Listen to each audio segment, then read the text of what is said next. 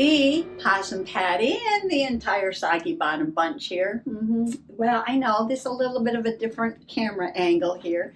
I'm showing you my messy shelf in the background because a few Possum peeps have asked me about those journals over there on that shelf. Now, most Possum peeps have seen the shelf that's right around the corner in the room there. Usually not in camera view, but sometimes I do pop in a little video of it because it's a very fun shelf. Yes, I have all my junk journals from my very first one up at the top all the way down to the bottom where there's a whole bunch of little golden book journals. Yes, a lot of those are completely filled up with journaling, and there's like 2 whole rows that I'm working on right now. Yes. Lots of possibilities there, lots of journals to journal in. Well, anyway, they keep asking me about those journals back there. They're from quite a while ago, yes. There's some really old journals back there. And I have some little watercolor journals that I started practicing watercolor in. And then there's some nature journals back there. And also some sketchbooks, some art journaling, nature journaling, just having fun in a sketchbook journaling. I don't think I've flipped through those Strathmore 500 journals for about 6 years, yes. And I've gotten a few new Possum peeps in the last 6 years. Probably when I flipped through those journals, I might not have had any Possum peeps at all. It was so long ago, yet. So I thought that I would do maybe 2 or 3 videos for now and just do a little fun flip through, go back in time, yes,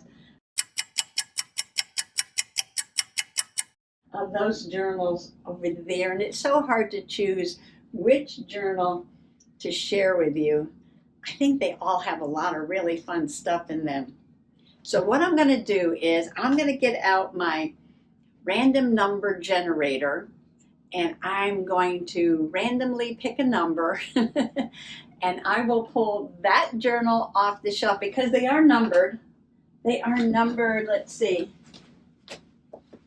We have 1 through 14. There's 1 through 14 of these Strathmore journals here. And we'll do some of those other journals another day. But I just thought I would share some of this journaling with you. So I'm going to get my computer and do a little random number generator. And then I'll come back and I'll get that journal. And let's just have a fun flip through. Come on along. So here's my wheel of numbers, 1 to 14. Let's take a spin. 1, 2, 3, and there she goes. And the lucky number is number 4. Yay! So I'm going to grab number 4. All right, the number's at the bottom. That's number 4. And as you can see, oh my goodness, April to May 2015. This is almost 10 years old. Let's take it over to the table and have a look-see. And again, this one goes from April to May 2015, number 4 in my Strathmore 500 series journals. And this is all upside down and everything. It says Strathmore there. And the 500 series have this really nice, I don't know, it feels like kid skin leather, but it's not, it's faux. It's just faux leather, but very soft, very touchable. Soft cover and excellent mixed media paper in here. Yes, nice and thick. It'll take anything. I've used and abused these sketchbooks, believe me. So what was I doing 10 years ago? Oh my gosh, I don't think I've looked at this journal like forever. it looks like, oh, you know what? This is actually two journals. This is actually two journals in one. Yeah, one journal goes this way and one journal goes this way. So this is interesting. I was taking sketching classes at Sketchbook School with Danny Gregory, and this is 10 years ago. And so there's probably going to be some things I learned at Sketchbook School in here, or just some exercises we were doing. And I also see every day in May a prompt. Now the ones that are bubbled, I'm assuming I did those prompts, and it doesn't look like I bubbled very many of them. A sketchbook by its very nature is freedom, a place beyond expectations where accidents ought to be encouraged in the pursuit of discovery. What are we trying to discover? Well, I love the first page already. It looks just like a painty background. And this is probably a Pentel brush pen on there. I hope I can remember what I did 10 years ago. Reaction as action. No surprise in the writer, no surprise in the reader. Robert Frost. Oh yeah, Pentel brush pen.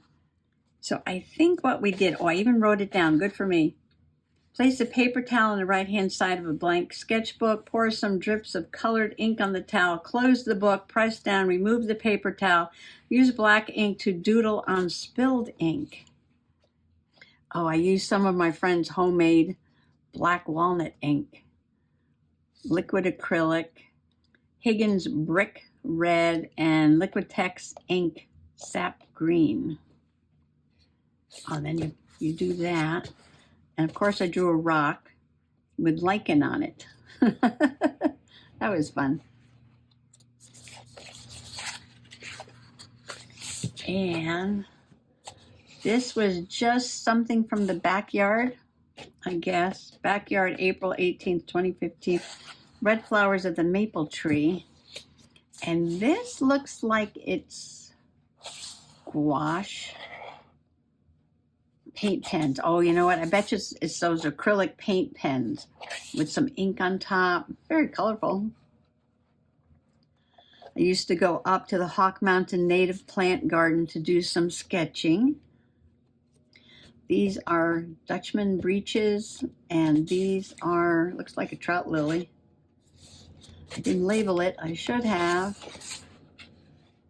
Screech owl, 4 years old. And again, I think I was using these paint markers, acrylic paint markers, to do all this scribble stuff here.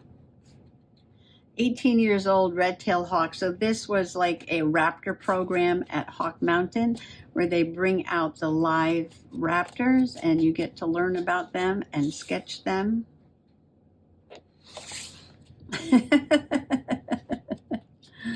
The big head of Lapan. I am inside your private space. This is one of the teachers at Sketchbook School, and he was drawing these portraits, but they all had like these giant heads. So yeah, that's what we were doing here. We made like a giant head with a smaller body. He's got his sketchbook here. Yeah, I joined like an art studio where you go and they have a model sit for 2 hours and you can bring whatever media you want and do some sketching or some painting. A friend of mine was an artist, yes, and she belonged, and I was going with her.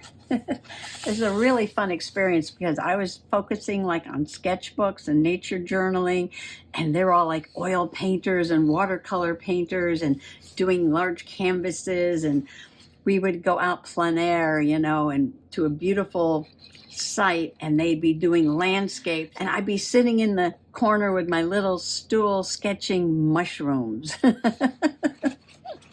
It was fun though. I learned a lot from them.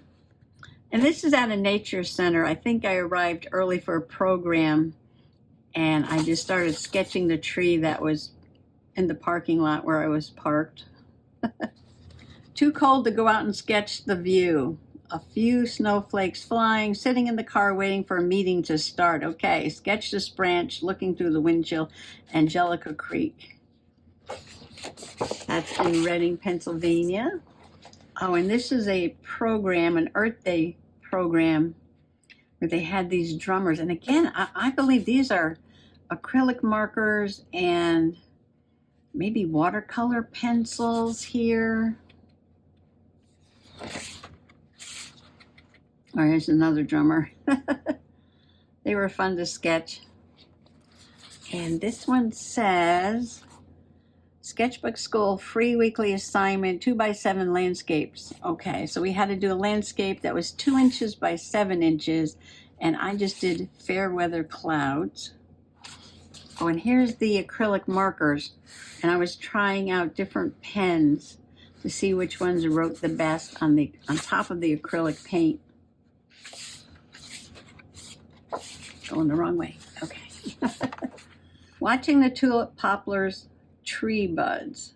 All right, they have these really big sort of flattish buds, and then they start to open. I think I must have gone out every day and did a little bit of the process. Again, just doing very quick sketches with the paint markers.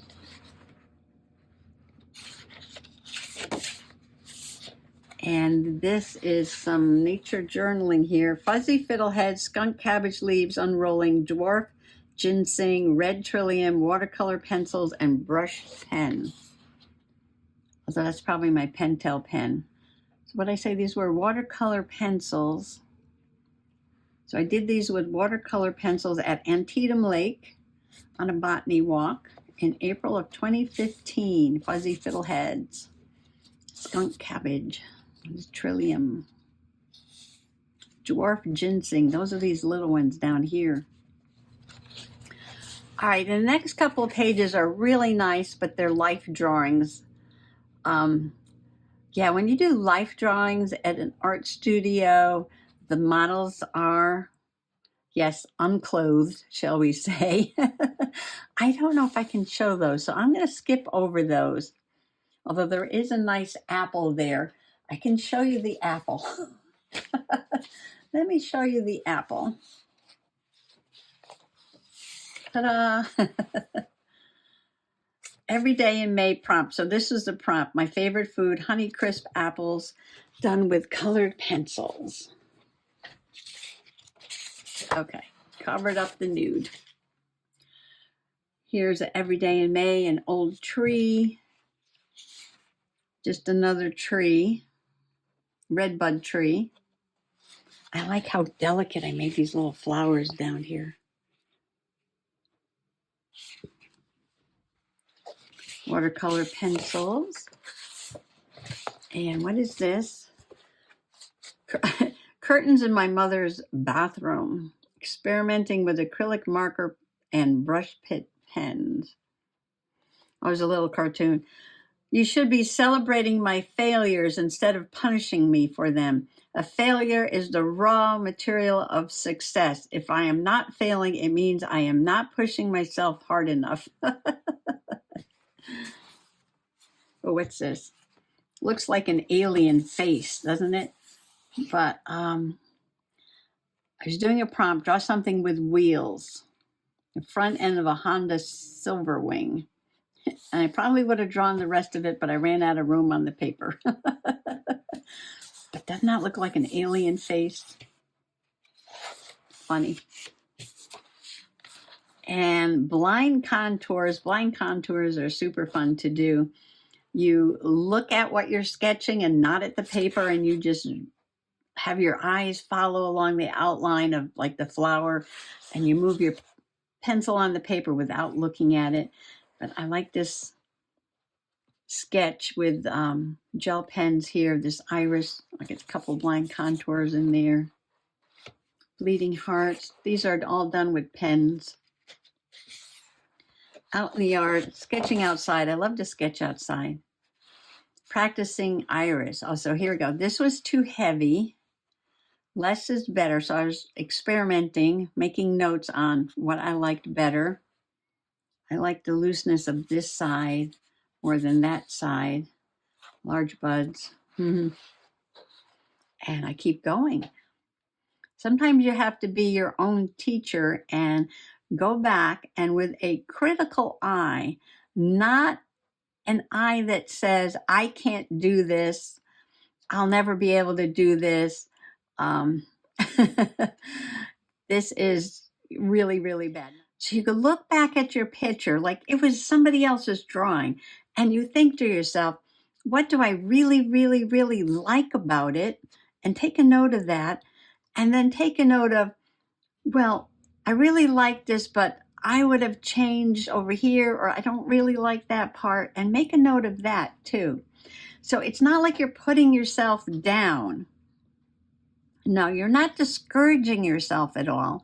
It's not discouragement. No, it's helping yourself to grow, to learn. So you're actually using that critical eye in a positive sense, like, oh, that just got too heavy. Now I don't really like that. Make a note of that and then try it again and make it much lighter and see if you like it better.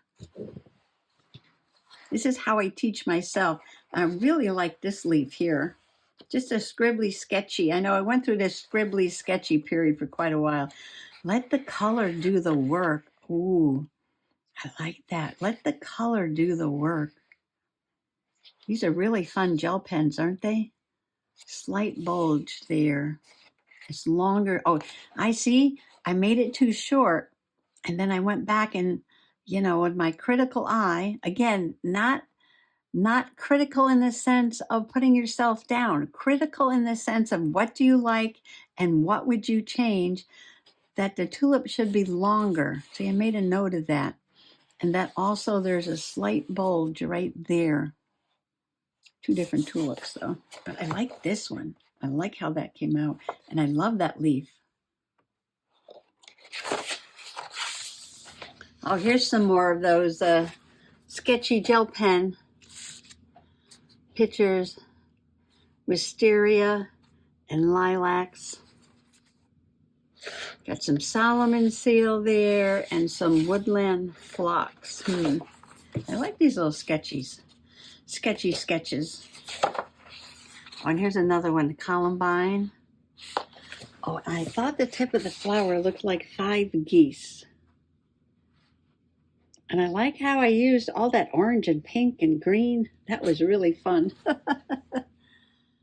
Leesport Farmers Market. That was the flea market I used to love to go to.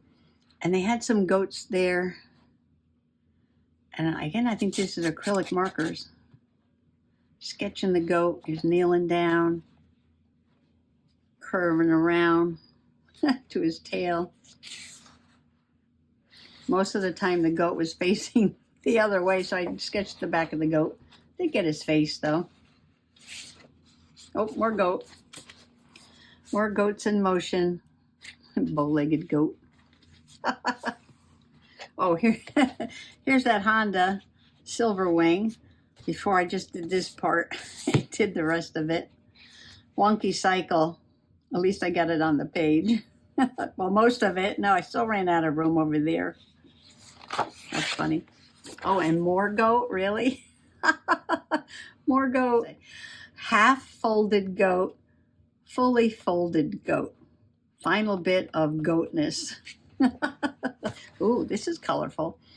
I did this out in the field, Monocacy Hill. It's in Berks County, Pennsylvania.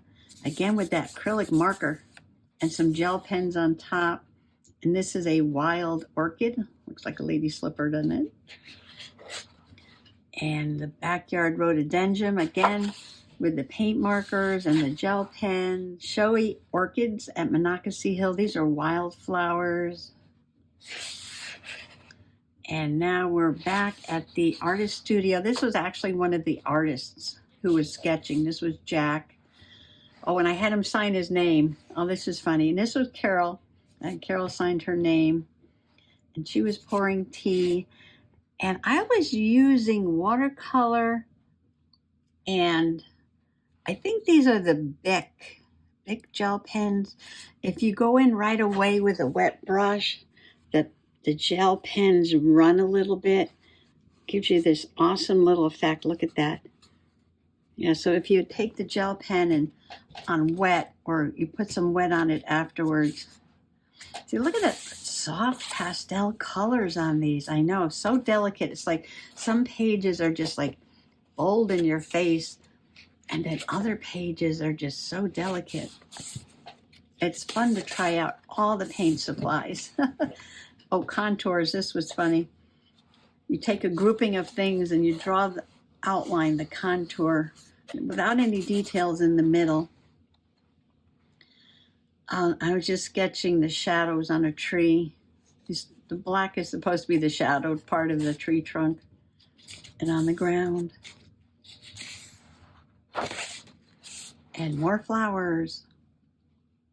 I thought this one got too dark, so I tried it again and made it lighter. I've got a clematis here. Oh, you know what? It looks like I used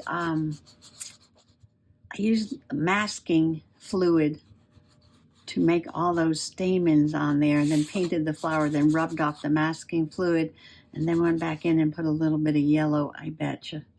And again, I love the way the pens sort of, the ink spreads out when they hit the wet paper or you hit it with a wet brush. Oh, this was a prompt, something hot. This is the Ukrainian iron-bellied dragon that is guarding the high-security vaults at Gringotts Wizarding Bank, Diagon Alley, London, UK, but actually down in Universal Studios in Florida. Something hot. Oh, more. Every day in May at Universal Studios, a sign and something would bristle. So this was a sign about agency for house elves, and this was a, does it say Quidditch broom?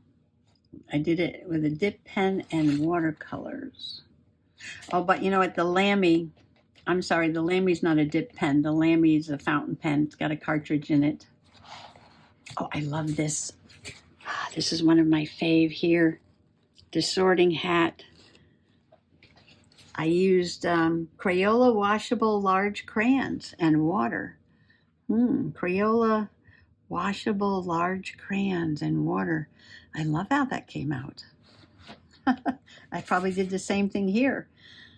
I'm sketching with washable crayons. Wow. There's another figure study. This was a Mexican musician trying to practice the face and the hands and the instrument. Just doing some studies. Oh, here he is again. Oh, here's my Crayola Ultra Clean Washable Large Crayons, Color Max. And what is this? Oh, with water and without water. Color chart. Yeah, I do a lot of color swatches. All right, so now we're in the back of the book. So this was an exercise in journaling like you're someone else. So this is Lucy's journal for the International Fake Journal Month in April, like April Fool's Day. Letters make puddles of sound, splash words on a page.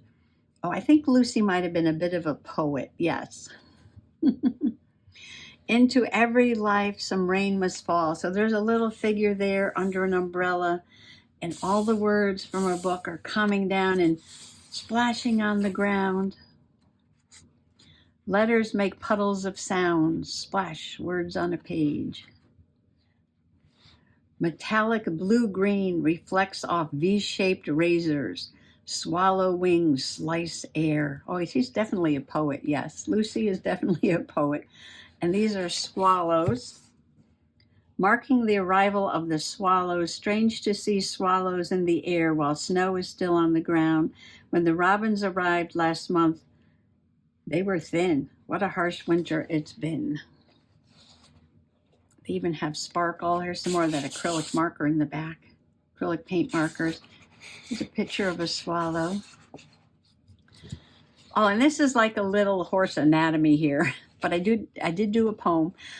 Fast as wind, 4 hooves fly over verdant pasture. Blacksmith came today. And here we go, more with the horse's foot. And this part of the horse's foot is called the frog. So I put a little frog. And the little tufts of hair out the back behind the hoof is called horse feathers. So I put some feathers on there. The snow has finally melted. Asleep in paper, she waits for the warmth of spring. Daffodilly. Daffodil stems are peeking up through the cold soil. Oh, didn't even look on this page. The daffodil's floral bud is fully formed and overwinters within the dormant bulb. So here's the daffodil bulb, and the flower itself is like fully formed inside that bulb. And when spring comes, it comes out of the ground, it opens up. This is kind of a collage-y, painty page here. And asleep in paper because, you know, the outside wrappings, that thin skin on the outside of the bulb reminds me of paper. Hooded brown voices through Gregorian dreams chant white gold high priest pray. Oh, it's the old music. Oh, I drew a monk on here on top of this old music paper and the inside of the church. And that's it. Wow. Lucy was quite the poet, wasn't she? Yes, that was my International Fake Journal Month entries. Journaling like I was Lucy the poet. Well, that is what I did for 2 months, 10 years ago. And you can see I was experimenting with many different techniques in here. I've got collages, I got gel pen, I got acrylic paint markers. I'm drawing big and bold. I'm drawing tiny and delicate. Yes, it was all fun, all learning. Learn something new every day. So thanks for coming along today and allowing me to share these really old sketches with you. And I hope you try some out too. Happy art journaling. Bye-bye.